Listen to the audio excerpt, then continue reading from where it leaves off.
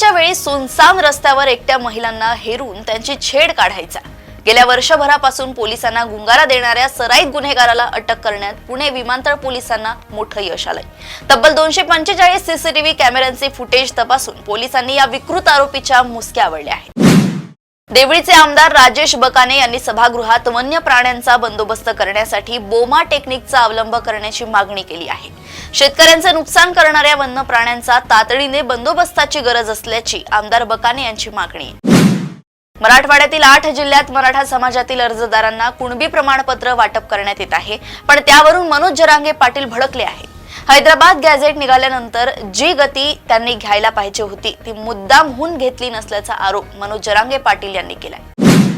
बुलढाणा जिल्ह्यातील देऊळगाव राजा येथे मजुरीसाठी आलेल्या 2 परराज्यातील महिला मजुरांचा एसटी बसच्या धडकेत जागीच मृत्यू झालाय, तर 5 गंभीर जखमी झाले आहेत। कापूस वेचणीसाठी पिकअप मध्ये चढत असताना भरधाव एसटीने मागून धडक दिली आहे।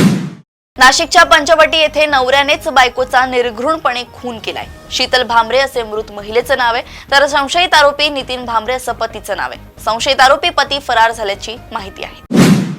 माजी केंद्रीय गृहमंत्री शिवराज पाटील चाकूरकर यांचं वयाच्या 90व्या वर्षी निधन झालंय। लातूर येथील निवासस्थानी त्यांनी अखेरचा श्वास घेतलाय। मागील अनेक वर्षांपासून राजकीय जीवनातून ते निवृत्त झाले होते। अत्यंत अभ्यासू आणि स्वच्छ प्रतिमा असलेले राजकारणी म्हणून त्यांच्याकडे पाहिलं जातं। नाशिकचे तपोवन प्रकरण ताजे असतानाच त्या ठिकाणाहून 500 मीटर अंतरावर नवीन एसटीपी प्लांटसाठी नाशिक महानगरपालिकेनं तब्बल 300 झाडांची कत्तल केल्याची घटना समोर आली आहे। विशेष म्हणजे झाडं तोडून त्यांची खोडं मातीत गाडण्यात आल्यानं पर्यावरण प्रेमींनी संताप व्यक्त केला। काँग्रेसचे नेते आणि आमदार सत्यजित तांबे यांनी सीबीएसई बोर्डाच्या अभ्यासक्रमात छत्रपती शिवाजी महाराजांच्या उल्लेखावरून विधानसभेत तीव्र संताप व्यक्त केलाय। सीबीएसई बोर्डाच्या अभ्यासक्रमात शिवरायांचा इतिहास केवळ 68 शब्दांमध्ये संपवण्यात आला असेल तर सरकारने पेटून उठावे अशीही त्यांनी मागणी केली आहे।